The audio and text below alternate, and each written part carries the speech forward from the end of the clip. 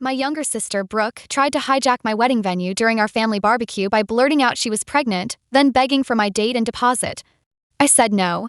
She burst into tears, red like a tomato, gasping for air like a fish on land. Nan scolded me, Mom guilt-tripped me with baby talk, and Dad looked away. That venue was my peace. Now, Brooke's blocked me, and her fiancé isn't speaking to her. Growing up, Brooke always got the spotlight. She cried at my 9th birthday until Mom gave her my cake slice, my name still piped in frosting. By high school, I was doing her homework while she rehearsed for pageants. When I got engaged, she sniffed at my venue and called it quaint. But when she got dumped a month later, she started eyeing it again. I should have known, red like a tomato, gasping for air like a fish on land. At my college graduation, I wore the cap. I earned it. But Brooke showed up late, in a white dress, dragging her new boyfriend, demanding family photos like it was her party.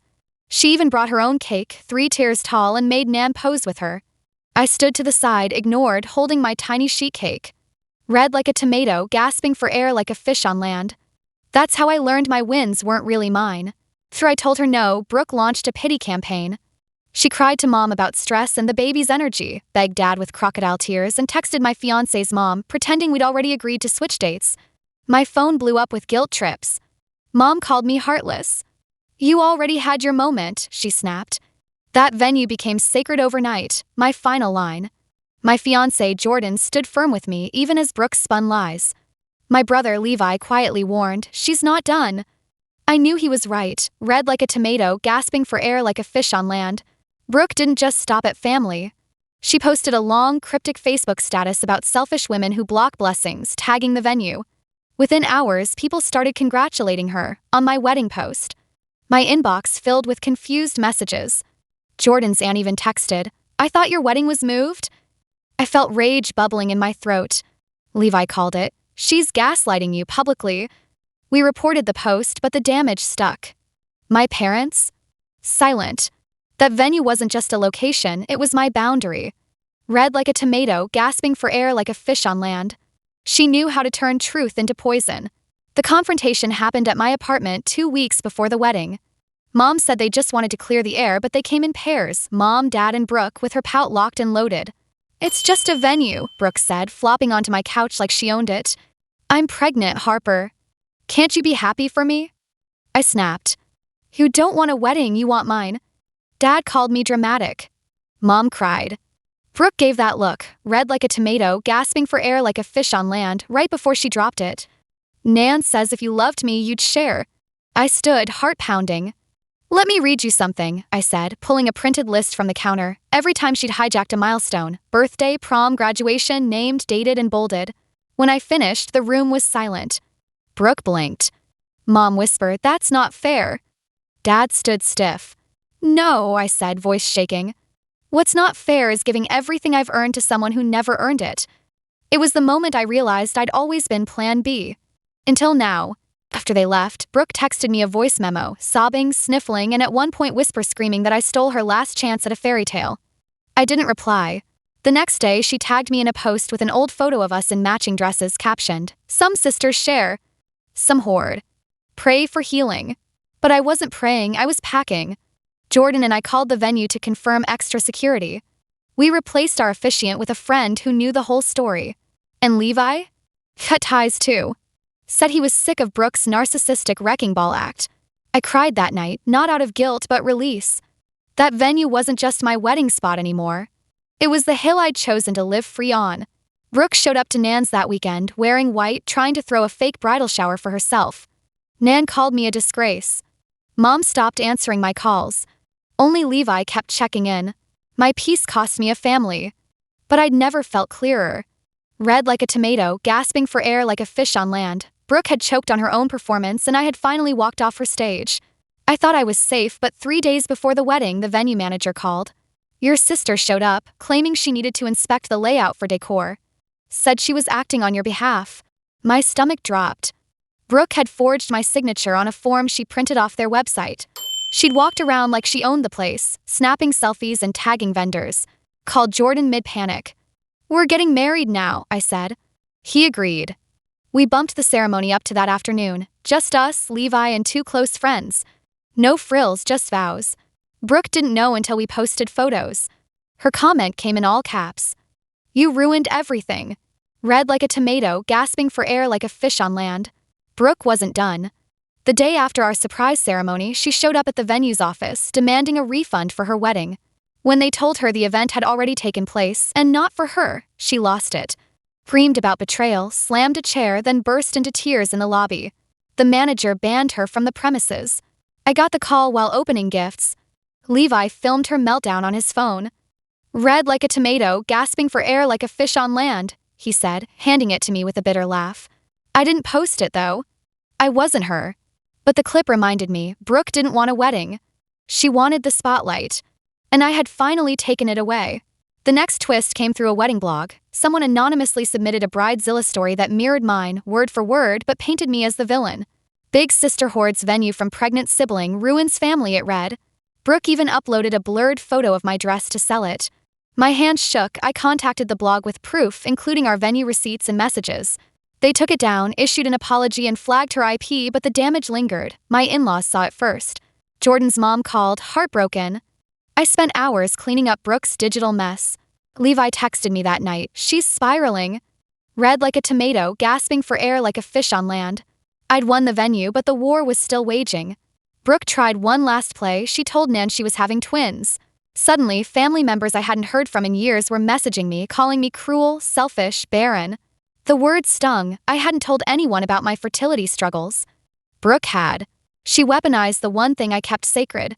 I sobbed on the kitchen floor, cradled by Jordan. We can't keep reacting, he said.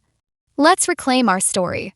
That night, we shared our elopement video, quiet, tender, joyful. Comments flooded in, support, validation. Levi reshared it with one caption, peace performance. Brooke raged online, then deleted everything. Red like a tomato, gasping for air like a fish on land. Days later, a letter came from Brooke, typed clinical with phrases like unjust treatment and reparative damages. She was threatening to sue us for emotional distress over a lost wedding opportunity. My jaw dropped. We forwarded it to a lawyer friend who laughed out loud. Baseless, he said. But aggressive. That letter wasn't about law, it was about control. Brooke was unraveling, clawing for relevance. We didn't respond. Instead, Jordan framed our marriage license and hung it beside the front door. Let her see what she lost, he said. Levi blocked her. I unfollowed Nan. And the venue? Still ours. Still sacred. Red like a tomato, gasping for air like a fish on land, she'd exhausted every play and we'd simply stopped watching. Brooke's fiancé, Sean, messaged me out of nowhere. We're done, he wrote. I didn't know how far she'd gone. He attached screenshots. Brooke had fabricated an entire miscarriage story to get sympathy after our wedding. Fake hospital wristband, photoshopped ultrasound, even a GoFundMe link. I stared at the screen, nauseated. Sean said she drained their joint account. You deserve peace, he wrote. I'm sorry, I didn't believe you. Red like a tomato, gasping for air like a fish on land. Brooke wasn't just toxic, she was destructive. Levi sent one message, told you. And for the first time in weeks, I didn't feel mad, I felt free. The final twist hit quietly. Nan showed up at our doorstep, alone. No call, no warning. Just tears in her eyes and a trembling hand clutching an old photo of me and Brooke as kids. I didn't protect you, she said. I let her become this. Her voice cracked. She didn't stay long, just left the photo and walked away. I closed the door, breath catching. Jordan wrapped his arms around me. She's starting to see it, he whispered. I looked at the picture, my younger self smiling beside Brooke. That girl didn't know she'd have to fight for space in her own family. But she won. Red like a tomato, gasping for air like a fish on land, Brooke's chaos was no longer mine. Brooke's GoFundMe got reported by multiple people, one being Sean. Platform flagged it for fraud and froze the funds. She spiraled publicly again, posting erratic stories accusing family traitors and jealous sisters. Levi sent me a screen recording, Brooke pacing in a dim room, ranting to no one. Her voice cracked, her makeup streaked. This isn't a wedding story anymore, he said. It's a meltdown. I didn't comment. I didn't watch it twice. Red like a tomato, gasping for air like a fish on land, she was drowning in the drama she created. Then came the group chat leak. Cousin forwarded me screenshots from a family group where Brooke claimed Jordan had forced me to elope, that I was brainwashed. My blood boiled. I texted the group one sentence, Jordan protected me from you. Then I left. Blocked. Deleted. Within an hour, 3 relatives reached out to apologize. I ignored them. Levi called it a purge. It's not blood that makes family, he said. It's who shows up. That line stuck. Red like a tomato, gasping for air like a fish on land, Brooke's lies had finally turned inward. In a last-ditch move, Brooke tried crashing a friend's wedding at my venue. She showed up in white again, demanding the mic during speeches, claiming she was next. Security escorted her out. The bride texted me later, "Your sister just made our highlight reel, for the wrong reasons." I laughed for the first time in weeks, not out of cruelty but relief. Brooke wasn't my story anymore, just a fading subplot. Jordan kissed my forehead. "She wrote her own ending," he said. And it wasn't pretty. Red like a tomato, gasping for air like a fish on land, her spotlight finally burned out. After the wedding, we moved into a quieter neighborhood, less noise, more peace. Cutting off my family wasn't easy. Some nights, I'd stare at old photos and feel a pang. But the silence that followed? It was healing. That wedding venue wasn't just a place we exchanged vows. It was my final stand, the boundary no one could bulldoze. Jordan hung our marriage license beside the door like armor. Levi visits often, bringing wine and reminders that peace is earned. Red like a tomato, gasping for air like a fish on land, that was Brooke's story. Mine is finally calm. Now I'm 6 months pregnant, working remote for a nonprofit I love, and finally breathing without waiting for the next emotional ambush. Brooke moved back in with our parents, jobless, ghosted by Sean, banned from 3 venues. Mom occasionally emails updates, but I don't reply. Levi says they're still spinning stories, but nobody's listening anymore. That wedding venue, our venue, sits framed on our wall in a photo, sunlight spilling across the aisle where I chose myself. I chose peace. I chose jardin. I chose a life where my name isn't erased. Red like a tomato, gasping for air like a fish on land? That phrase is just history now. I'm finally gloriously free.